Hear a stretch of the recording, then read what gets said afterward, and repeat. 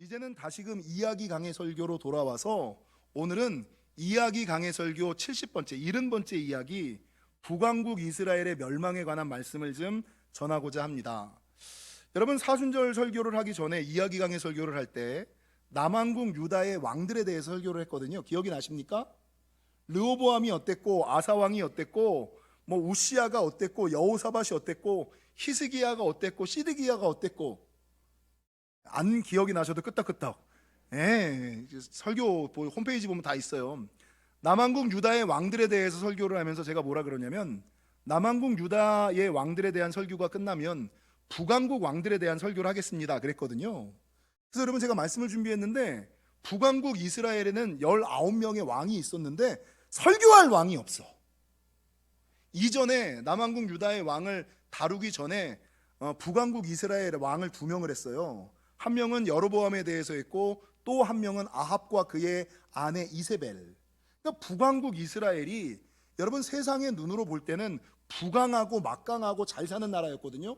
남왕국 유다보다 더 잘 살았어요. 남왕국 유다보다 더 컸어요. 남왕국 유다보다 훨씬 나았어요. 근데 하나님의 관점으로 보았을 때 여러분, 북왕국 이스라엘의 왕 가운데 하나님의 목소리를 전할, 하나님의 은혜를 가르칠 만한 왕들이 전혀 없다는 거죠.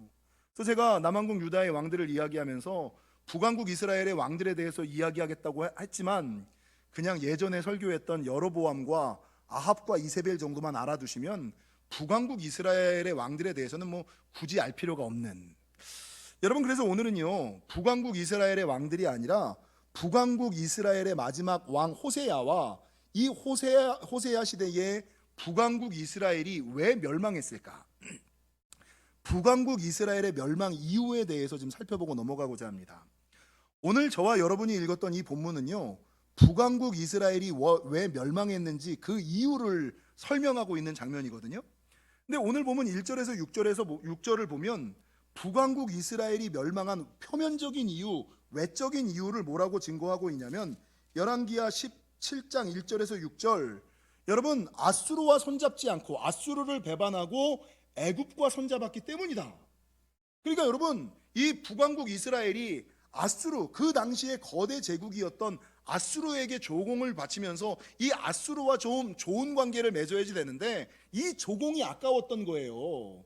그래서 이 아수르와의 관계를 타개하기 위해서는 애굽의 힘을 좀 빌리면 되지 않겠나라는 생각에 아수르를 배반하고 애굽의 손을 잡은 것을 이 아수르 왕이 안 거예요. 그래서 이놈들이 나를 배반했구나, 괘씸하다. 그래서 군대를 끌고 와서 BC 722년에 이 북왕국 이스라엘을 멸망시켜 버렸다는 거죠. 이게 북왕국 이스라엘이 멸망한 표면적이고 외적인 이유, 아수르를 배반하고 애굽과 손잡았기 때문에 이게 외적인 이유예요. 그런데 성경에서는 이거를 1절에서 6절까지만 이야기하지만 여기서 그치는 것이 아니라 진짜 표면적인 이유가 아니라 진짜 북왕국 이스라엘이 멸망한 이유가 있다. 하나님이 보시는 북왕국 이스라엘이 멸망한 이유를 증거하고 있는데, 그게 뭐냐면 본문 22절을 보세요. 이스라엘 자손이 여로보암이 행한 모든 죄를 따라 행하여 거기서 떠나지 아니하였으므로. 그러니까 이스라엘이 여로보암의 죄를 짓고 여로보암의 길에서 떠나지 아니하였기에 23절, 여호와께서 그의 종 모든 선지자를 통하여 하신 말씀대로 드디어 이스라엘을 그 앞에서 내쫓으신지라. 하나님께서 이스라엘을 내쫓으신 이유가 뭐냐? 이스라엘이 여로보암의 죄를 짓고 여로보암의 길을 떠나지 않았기 때문이다 라고 성경은 말씀하고 있다는 것입니다. 그리고 7절에서부터 이 마지막 본문까지 여로보암의 길과 여로보암의 죄가 뭐냐, 이거를 지금 설명하고 있는데, 여러분, 여로보암의 죄라는 것은 성경에 아주 중요한, 열왕기 상하에 나오는 아주 중요한 키포인트 가운데 하나인데, 여로보암의 죄는 크게 4가지, 아니 많게 얘기하면 5가지인데 오늘 본문의 4가지만을 말씀드리면, 첫 번째는 무엇이냐? 산당신앙을 가졌다. 산당을 지었다. 산당을 지었다는 것이 뭘 의미해요? 분명히 그 옛날 하나님께서는 예배를 어디서 드리라 그랬어요? 예루살렘에서, 성전에서 드리라라고 얘기를 했는데, 이 여로보암이 자기 백성들이 예루살렘으로 가다가 자기 인기가 떨어지고 르호보암에게로 돌아갈까 두려워하여 이 여로보암이 베델과 단에다가 산당을 짓고 뭐라고 얘기하냐면, 야, 굳이 예루살렘까지 가서 예배할 필요 없어. 힘들잖아, 어렵잖아, 멀잖아. 우리 하나님은 아무 곳에나 다 계시는 하나님이기 때문에, 중심을 보시는 하나님, 마음을 보시는 하나님이기 때문에 굳이 예루살렘 가서 예배드릴 필요 없이 그냥 베델과 단 아무 데서나 마음만 맞춰서 드리면 하나님이 예배를 다 받으실 거야, 이렇게 얘기를 하는 거예요. 맞아요? 맞냐고요? 여러분, 이 산당신앙, 자기의 생각대로 자기의 뜻대로 상황과 형편에 따라 예배드리는 거, 이 산당신앙, 이것 때문에 이 여로보암의 첫 번째 죄고요. 두 번째가 뭐냐? 우상을 숭배한 거. 근데 우상을 숭배할 때 어떻게 숭배하냐면, 오늘 보니까 뭐라고 증거하냐면, 송아지 형상을 만들고 아세라 목상을 만들고 하늘의 일월 성신을 경배하고 또 바알을 섬기고 몰렉에게 예배했다. 그러니까 신이란 신은 다 섬기는 거야. 여러분, 인도에 가면 인도의 복음 전하기가 되게 힘들거든요. 이유가 뭔지 아세요? 이 사람들은 다원주의 신앙을 가지고 있어서, 이 사람들은 어떤 생각을 갖고 있냐면, 아유, 많으면 좋지, 좋으면 좋지, 이런 생각을 가져요. 그러니까 자기네 신인 그 브라만, 힌두의 신도 믿고 알라도 믿고 부처도 믿고, 아이, 좋은 게 좋은 거라고, 예수까지 믿으면 뭐 특별한 거 없잖아. 아이, 많은 게 좋고 좋은 게 좋은 거 아니야. 그래서 여러분, 한국의 사회에서도 위기의 순간에 기도는 하는데 어떻게 기도합니까? 예수님의 이름으로 기도합니다, 나무아미타불 관생보살, 이렇게 하는 사람들 있잖아요. 이게 여러분 장난처럼 하지만 이게 뭡니까? 이 사람들의 생각에는 다원주의 신앙이 있어서, 여러분, 많은 게 좋고 좋은 게 좋은 거라고 착각하는 신앙, 이게 우상숭배거든요. 하나님만 섬기지 않고 여럿을 함께 섬기는 이 우상숭배. 세 번째, 이 북왕국 이스라엘이 지었던 여로보암의 죄라는 것은 무엇이냐? 여러분, 우리가 신앙생활을 하면서 꼭 알아야지 되는 영적 진리 가운데 한 가지는 무엇이냐? 제가 자주 말씀드리지만, 하나님은 결코 예고 없이 경고 없이 심판하지 아니하시고, 아멘이시죠? 하나님은 결코 예고 없이 경고 없이 심판하지 아니하시고, 심판하실 때에 피할 길을 예비하시고, 그리고 심판하시고 난 이후에는 회복을 약속하신다. 이게 성경의 분명한 진리거든요. 그런데 문제는요, 여러분, 하나님께서 경고하실 때가 있어요. 야, 그만해. 야, 그렇게 믿으면 안 돼. 이제는 돌아와야지. 여러분, 맨 처음에 하나님께서 경고하실 때 어떻게 하냐면요, 영적인 트러블을 가지고 경고하시거든요. 이 영적인 트러블이라는 것은, 여러분, 자기가 성령 충만하여 신앙생활 잘하다가 어느 순간부터 말씀이 안 들려요.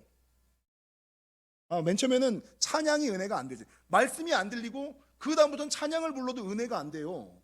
그 다음에 기도해도 응답이 없는 거야. 이게 영적인 트러블. 근데 이 영적인 트러블이 있을 때, 내가 뭔가 잘못됐나 보다라고 생각하고 하나님께 다시금 바로 나가면 좋은데, 사람들이 그렇게 하지 않는 거죠. 근데 하나님께서 그렇게 영적인 문제를 주셨음에도 불구하고 돌이키지 않으니까 육적이고 외적인 문제를 주는 거예요. 그 다음 주는 문제가 뭐예요? 건강의 문제를 주시고요, 물질의 문제를 주시고요, 가정의 문제를 주시고요, 맨 마지막에 무슨 문제를 주셔요? 자녀의 문제를 주시는 거예요. 근데 이 사람들이, 그러니까 우리 하나님은 문제를 그냥 한순간에 꽝 터뜨리는 분이 아니라 예고하시고 경고하시고 충분히 돌아오라고 이야기를 하시는데, 정말 나쁜 거 뭔지 아세요? 사람이 신앙생활하면서 저주와 같은 상황이 뭐냐면, 자기의 영적인 상황을 전혀 느끼지 못하는 무감각한 신앙생활을 하는 사람들. 자기가 잘못됐다는 걸 몰라. 자기 기도가 지금 막힌다는 걸 몰라. 여러분, 자기 예배가 하나님께 상달되지 않는다는 걸 모르는 사람들, 이게 저주고요. 또 더 나쁜 거는 자기가 예배하는 것이 하나님께 진노를 샀는다는 것을 모르는 사람들도 있어. 자기가 기도하고 자기가 사역하는 것이 하나님의 진노를 불러온다는 것을 모르는 사람, 자기가 영적으로 무감각하다는 것을 전혀 모르는 사람. 저주 중에 저주는 뭔지 아세요? 자기가 잘못됐다는 것을 깨닫기는 했는데, 깨달아지기, 말씀을 통하여 성령의 역사를 통하여 느끼기는 했는데 바꾸지는 않는 사람. 이게 요 내용을 좀 잘 알아두세요. 그래서 여러분, 하나님께서 이스라엘을 멸망시킨 여로보암의 제 세 번째는 무엇이냐? 하나님이 경고하셔도 선지자를 보내고 선견자를 보내고 말씀을 보내고 사건을 보내고 문제를 보내서 말씀하셨음에도 불구하고, 오늘 본문 17장 14절에 보니까 목이 고다 듣지 아니하는 죄. 나는 그냥 믿던 대로 믿을 거야. 나는 살던 대로 살 거야. 아유, 내가 뭐 교회 하루 이틀 다녀, 나도 알 만큼 알아, 나도 다닐 만큼 다녔어. 목이 고다 듣지 않은 죄. 마지막 네 번째 여로보암의 죄라는 것은 무엇이냐? 이게 정말 중요한 건데요. 본문 19절에 보면 이스라엘 사람들, 19절 이하는요, 북왕국 이스라엘을 멸망시킨 이유뿐만 아니라 남왕국 유다를 멸망시킨 이유도 성경이 미리 기록하고 있는데, 유다도 그들의 하나님 여호와의 명령을 지키지 아니하고 이스라엘 사람들이 만든 무엇을 따라 행했다고요? 관습을 따라 행하는 거. 관습을 따라 행하는 신앙이 뭡니까? 그냥 살던 대로, 믿던 대로, 알던 대로 다니는 거예요. 그래서 이 사람들, 교회 안에 있는 이런 사람들의 특징은 무엇이냐? 목사님, 우리 예전부터 그렇게 했어요. 우리 어머니도 우리 아버지도 그렇게 믿었어요. 옆 교회도 그래요. 이게 세상의 흐름대로, 세상의 분위기대로, 말씀대로 살아가야 되는데, 흐름대로, 관습대로, 많은 사람들이 흘러가는 대로 살아가는 신앙, 이게 여로보암의 네 가지 죄. 오늘 본문에 기록되어 있는 네 가지 죄. 근데 여기에 여로보암의 가장 큰 죄는 뭔지 아세요? 대부분의 설교자들이 이 네 가지를 얘기하는데, 저는 여기 한 가지를 더 추가를 해요. 여로보암의 가장 큰 죄는 뭐냐면, 내가 죄의 문을 열어놓는 거예요. 내가 수많은 사람들이 죄를 질 수 있는 잘못된 선례를 열어놓는 거. 그래서 수많은 사람들이 그 집사님도 그랬잖아 이러면서 죄의 길로 가는, 그 집사님이 이거 아니라 그랬는데 라고 이야기하면서 죄의 길로 가고 사망의 길로 가는 거, 이게 여로보암의 죄를 이야기하는 5가지다 라고 생각을 합니다.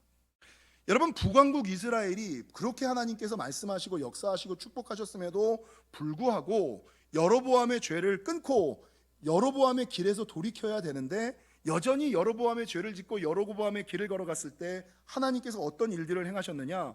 오늘 열왕기하 17장에 보시니까 노하시고 괴롭게 하시고 노략군의 손에 넘어가게 하시고 끝내는 쫓아내시고 제거하여 버리셨다. 이 표현들이 참 무서워요. 맨 처음에 노하세요. 맨 처음에 성도가 신앙적으로 좀 어긋나면 그냥 맨 처음에는 이게 걱정되는 마음이거든요. 걱정되고 불안해서 충만아 그러면 안 돼. 오늘 또 충만이네. 충만아 그러면 안 돼. 이렇게 좋은 말로 해요. 근데 이렇게 얘기를 했는데도 불구하고 얘가 여전히 안 들어. 그러면 그때부터는 한두 번 얘기했는데도 불구하고, 좋게 얘기했는데도 불구하고 안 들으면 얹잖아. 왜 얘가 왜 안 듣지? 내가 문제인가? 걔가 문제인가? 뭐가 문제인가? 이러다가 이게 얹잖아요. 근데 그렇게 얘기함에도 불구하고 안 들으면 이 얹자냄이 뭐가 돼요? 노가 돼요. 노. 하나님의 노. 근데 하나님이 노하시게 되면 이 방법을 쓰고 저 방법을 쓰고 그 방법을 다 썼음에도 불구하고 여전히 듣지 않고 자기 길로 걸어가는 여로보암의 죄와 여로보암의 길을 걸어가는 사람에게 하나님이 노하시고 나서 그 다음부터 뭘 하시느냐? 괴롭게 하시는 거예요. 그래, 그러면 너 영적인 문제 한번 당해봐. 당해봐. 이건 영적인 문제 한번, 건강의 문제 한번, 물질의 문제 한번, 가정의 문제 한번, 생업의 문제 한번, 인생의 문제 한번, 자녀의 문제 한번. 괴롭게 하시는 거예요. 이 괴롭게 하심을 통하여서 돌아오라고. 괴롭게 하실 목적이 아니고 괴롭게 하시고, 이 괴롭게 했는데도 불구하고, 그렇게 했는데도 안 들으면 하나님이 어떻게 하는지 알아? 충만아? 왜 또 충만인지 남정주 권사님 어떻게 하냐면, 첫 번째는 노하시고 괴롭게 하시고, 그 다음에 노략군의 손에 넘어가게 하시고. 이 노략군의 손에 넘어가게 하신다는 게 뭐예요? 그 전까지는 이 사람과 내가 관계 맺고 있으니까 이 영혼에 대해서 내가 책임지거든. 하나님이 천군 천사를 통해서 지키시고 돌보시거든. 근데 아무리 얘기하고 여러 사인을 줬음에도 불구하고 돌이키지 않으면 어떻게 하느냐? 노략군의 손에 넘어가게. 이 노략군의 손에 넘어가게 하는 게 뭐예요? 마귀와 귀신들이 야 니네 맘대로 해. 쟤는 어차피 내가 얘기해도 안 들었어. 내가 충분히 했거든. 지금까지는 이 영혼 손대면 죽어. 하나님이 귀신들한테, 마귀한테 너 걔네 집안 건들면 죽어 이렇게 얘기했다가 아무리 얘기도 안 들으면 야 맘대로 해. 이게 노략군의 손에 넘기는 거예요. 그리고 노략군의 손에 넘어가게 하시고 끝내는 뭡니까? 끝내는 쫓아내시고, 믿음에서, 신앙에서, 하나님 나라 생명 장부에서 쫓아내시고, 끝내는 제거하여 버리신다. 생명책에서 지워버리신다. 이게 북왕국 이스라엘의 상황. 그러니까 여로보암의 죄를 짓고 여로보암의 길을 걸어가는 사람들을 향한 하나님의 마지막 방법이다. 여러분, 재밌는 것은요, 제가 열왕기서를 묵상하다가 열왕기 남왕국 유다의 왕들과 북왕국 이스라엘의 왕들을 이렇게 살펴보다가 하나님이 어떤 왕은 정직한 왕이라고 칭찬하시고 어떤 왕은 악한 왕이라고 욕하시고 어떤 왕은 얘는 심히 악한 왕이다 이렇게 얘기하시는 장면이 나와요. 그러면 왜 하나님께서 어떤 왕은 정직한 왕이라고 칭찬하시고 어떤 왕은 악한 왕이라고 싫어하실까? 뭐 어떤 기준을 가지고 할까를 살폈더니 여러분, 이것을 정직한 왕과 악한 왕을 나누는 기준 중에 한 가지가 뭐냐면 그 사람이 다윗의 길을 걸었는지 여로보암의 길을 걸었는지, 다윗의 길을 걸었는지 여로보암의 길을 걸었는지를 보고 다윗의 길을 걸은 사람에게는 너는 정직한 왕, 여러분 여로보암의 길을 걸은 사람에게는 너는 악한 왕, 이렇게 얘기를 하더라고요. 이게 기준이더라고요. 여러분, 다윗의 길이 뭘까요? 다윗의 길이라는 것은 다윗처럼 하나님을 기뻐하시며 하나님과 동행하는 삶을 살아가는 사람, 다윗처럼 늘 하나님 앞에서 기뻐하며 하나님과 동행하며 살아가는 사람, 다윗처럼 살아가는 사람. 여러분, 성경에서는 다윗의 길이 믿음의 길이고 생명의 길이고 축복의 길이다. 다윗의 길을 걸어가시기를. 여러분, 다윗처럼 살면 이 길이 생명의 길이고 응답의 길이고 축복의 길이에요. 근데 반대로 여로보암의 길이 있어요. 여로보암의 길이라는 것은 무엇이냐? 여로보암처럼 하나님을 떠나. 여러분, 여로보암이 왕이었다는 거 아시죠?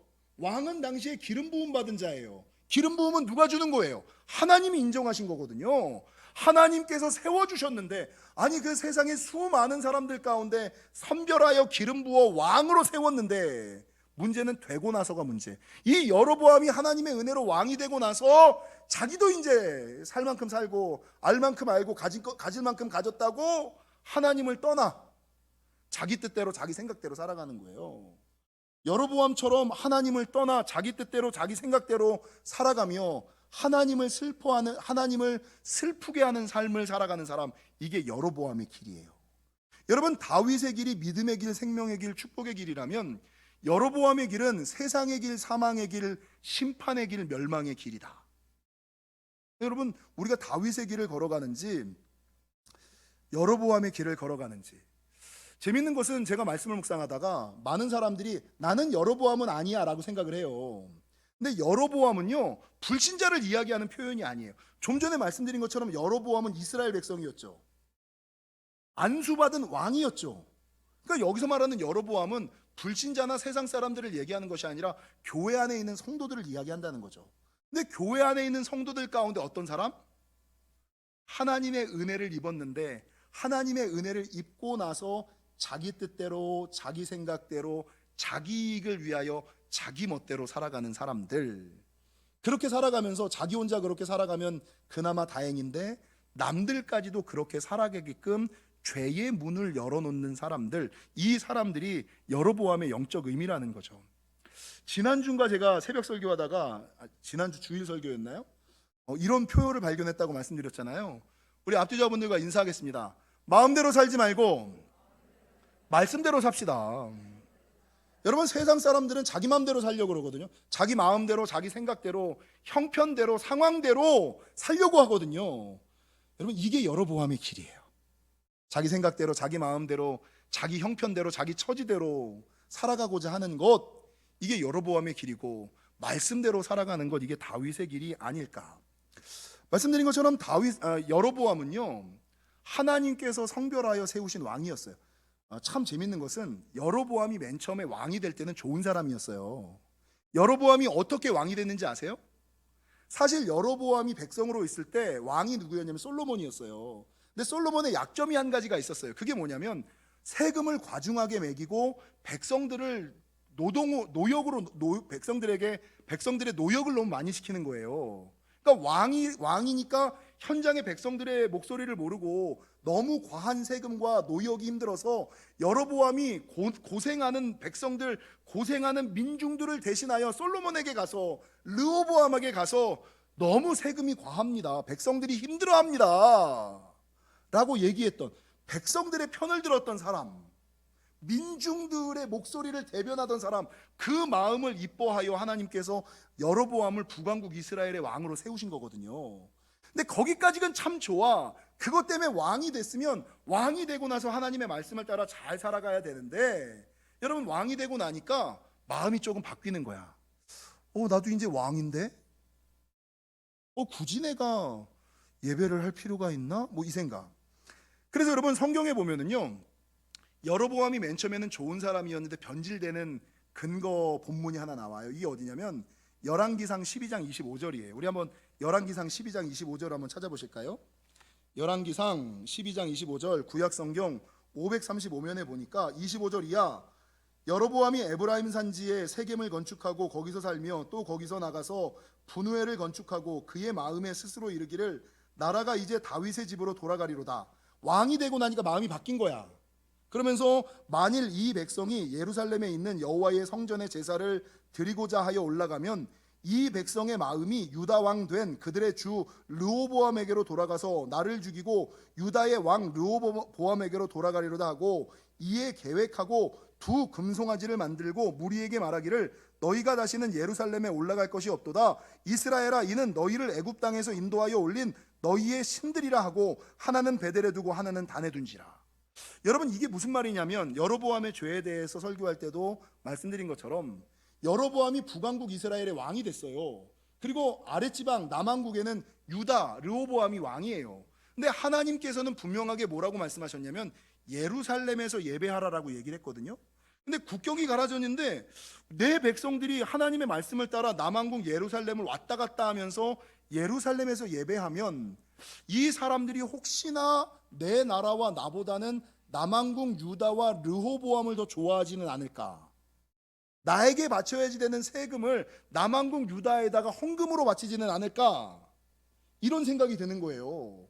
그러니까 생각해 보다가 어떻게 하든지 간에 이 관계를 지금 끊어버려야겠다, 이러다가 자칫하면 내 백성 잃어버리고 내 인기 떨어지겠다라는 생각에 베델과 단에다가 산당을 짓고 거기에 금송아지를 두고 뭐라고 얘기하냐면 여기서 예배해도 괜찮다. 우리 하나님은 무소부재하신 하나님이고 중심을 보시는 하나님이고 마음을 보시는 하나님이니 굳이 예루살렘까지 가서 예배할 필요 없다. 그래도 하나님이 받으신다. 그래도 하나님이 들으신다라고 얘기를 하는 거예요. 맞아요? 아니, 전혀 아니죠. 그러니까 여러분, 이 여로보암이 타락하게 된 이유는 세 가지인데, 첫 번째는 교만. 자기도 이제 기름 부음 받은 왕이니까 예배 정도는 이런 것 정도는 바꿔도 된다라는 이 교만. 두 번째가 뭐냐면 이기주의. 자기 이익을 우선하는 마음, 자기의 이해를 우선하는 마음. 세 번째가 뭐냐면 세속화와 혼합화. 근데 더 중요한 것은, 이 여로보암의 죄 중에 가장 중요한 것은 오늘 열왕기상 12장 몇 절인가 보면 28절에 이 여로보암이 금송아지를 만들고 이스라엘 백성들에게 뭐라고 얘기하냐면요, 이스라엘아, 이는 너희를 애굽 땅에서 인도하여 올린 너희의 신들이라. 이 표현이 좀 이상하지 않으세요? 여기에 잘못된 표현이 두 가지가 있어요. 여러분, 이스라엘 백성을 애굽에서 올린 분은 누구예요? 하나님이죠. 하나님은 단수예요, 복수예요? 단수죠. 근데 오늘은 뭘로 나와 있어요? 신들, 이렇게 나와 있잖아요. 그러니까 이 여로보암은 자기도 모르게 다원주의 신앙에 물들어 있던 사람. 그러니까 하나님을 온전히 알지 못한 거야. 그냥 수많은 신들 가운데 하나야. 유일하신 하나님이야. 지존무상하신 하나님이 이게 아니라 수많은 신들 가운데 하나야, 이런 인식을 갖고 있었고요. 더 나쁜 건 뭔지 아세요? 이 신이 누구의 신이라고요? 너희의 신들이라. 너희의 신들이라는 건 뭐예요? 이제는 하나님이 나와 관계없다는 거예요. 야, 하나님은 니네 신이야. 이젠 하나님과 나와는 관계가 없어. 근데 하나님에 대한 예배, 산당을 어디다 지어요? 베델과 단에다 지었죠. 이게 뭐예요? 자기는 하나님과 관계를 끊고 하나님을 인정하지 않는 삶을 살아가는데, 종교와 신앙과 믿음을 무엇으로 연결하여? 자기 이익의 수단으로 삼고 살아가는 신앙인, 이게 여로보암의 죄라는 거죠. 그래서 여러분, 오늘 본문에 보니까 이 여로보암이 가지고 있었던 교만과 세속화와 자기 이익을 우선하는 것, 자기의 형편대로 처지대로 여러분 수많은 사람들에게 우상 숭배를 할 수 있는 길을 열어놓은 이것 때문에 하나님께서 북왕국 이스라엘, 특별히 여로보암에게 노하시고 괴롭게 하시고 노략군의 손에 넘어가게 하시고 쫓아내시고 제거하셨다는 거예요. 여러분, 성경을 보면은요, 많은 사람들은 북왕국 이스라엘이 멸망한 이유를 아수르를 배반하고 애굽과 손잡았기 때문이야, 이건 표면적인 이유예요. 근데 진짜 이유는 뭐예요? 여로보암의 죄를 떠나지 않고 여로보암의 길을 걸어갔기 때문이다. 여로보암의 죄를 짓고 여로보암의 길을 떠나가지 않았기 때문이다. 사랑하는 성도 여러분, 살아가다 보면은요, 오늘 본문의 이스라엘 백성들처럼 하나님이 노하신 것 같고 하나님이 괴롭게 하시고, 신앙생활하는 게 좀 괴로워. 하나님이 왜 이러실까? 도대체 왜 이러시지? 이런 느낌이 있을 때, 아니 왜 말씀이 안 들리고, 왜 찬양이 은혜가 안 되고, 왜 기도가 안 풀리고, 예배가 안 되고, 신앙생활이 기쁘지, 하나님이 왜 이러시지? 요 정도는 그나마 괜찮은데, 요게 조금 더 나가서 물질의 문제까지, 이상하다, 하나님과 하는데 왜 물질이 안 풀리지? 조금 더 나가서, 여러분, 물질의 건강, 하나님을 믿는데 왜 건강의 문제가, 이게 왜 건강의 문제가 생기지? 조금 더 넘어가서 가정이 어그러지고, 최종적으로 사단이 심판하는, 사단이 건드리는 마지막 게 뭐예요? 자녀까지. 그래서 내 인상에 막힌 거, 어그러진 거 같은, 도대체 왜 그럴까를 궁금해하는 상황 가운데 처해 있는 분들이 많아요. 근데 그럴 때 대부분의 사람들은 북왕국 이스라엘의 멸망 이유가 표면적으로는 아수르를 배반하고 애굽과 손잡았다, 요 표면적인 이유 때문에, 하나님이 그래서 나를 그러시는구나, 이렇게 알고 있어요. 표면적인 이유 때문에 자기가 어려움을 당하고 영적인 트러블에 빠진다라고 생각을 해요.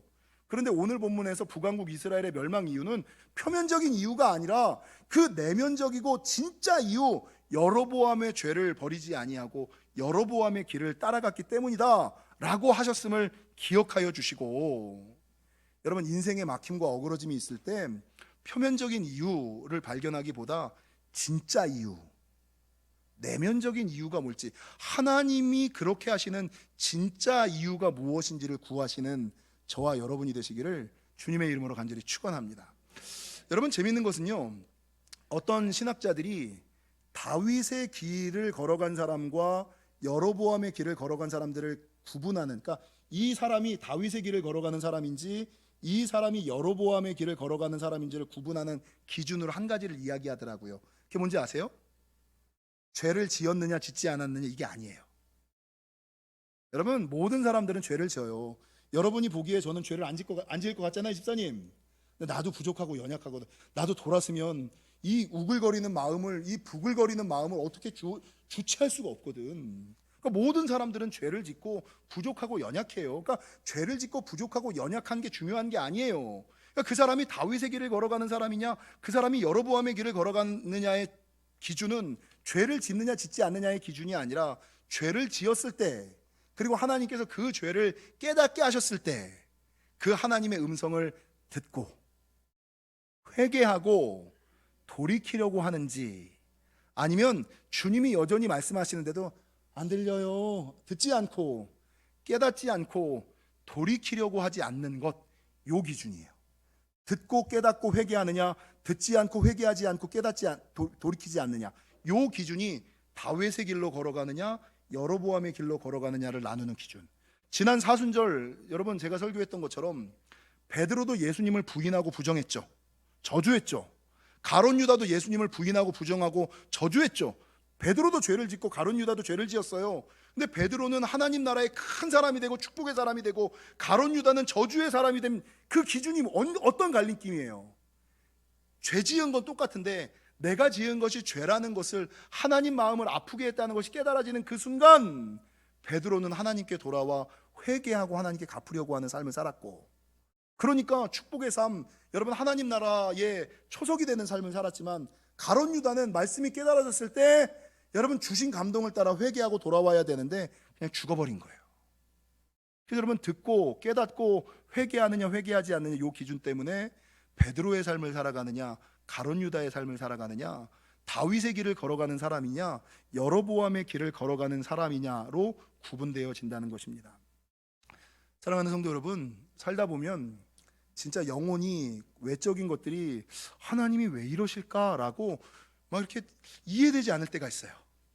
근데 그때 표면적인 이유, 겉으로 오르는 이유를 찾지 마시고 진짜 이유, 내면적인 이유가 있음을 기억하시고, 말씀의 깨달음과 성령의 조명 가운데 그 진짜 이유를 알게 해달라고 기도하시고, 하나님이 알려주시면 창피하고 부끄러워서 안 들으려고 하지 말고, 여러분 창피하고 좀 부끄럽고 하나님 앞에서 좀 송구하지만 그럼에도 불구하고 우리 죄를 깨끗이 씻게 해주신 예수 그리스도의 보혈에 의지하여, 주님, 제가 주님 앞에 다시 한번 용서를 구할 만한 아무런 면목이 없지만 그럼에도 불구하고 저를 보지 마시고 예수 그리스도의 보혈과 십자가 사역을 의지하여 제가 다시 한번 하나님께 은혜를 구하오니 하나님 나를 용서하여 주시고 나를 다시금 사용하여 주시고 하나님 이 문제를 해결하여 주시고 축복하여 주시옵소서.